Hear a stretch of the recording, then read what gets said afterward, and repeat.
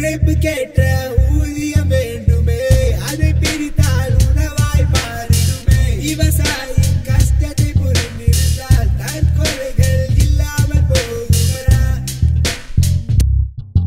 அந்த காலத்தில் விவசாயிக்கு சுதந்திரம் இருந்தது, இந்த காலத்தில் மக்களுக்கு சுயநலம் இருக்குது. பசி வந்தாலே விவசாயத்தை ஒரு முறை நினைப்போமே, சிறு தவறை நீக்கி வாழ்ந்தாலே வாழ்க்கை நிலைக்குமே.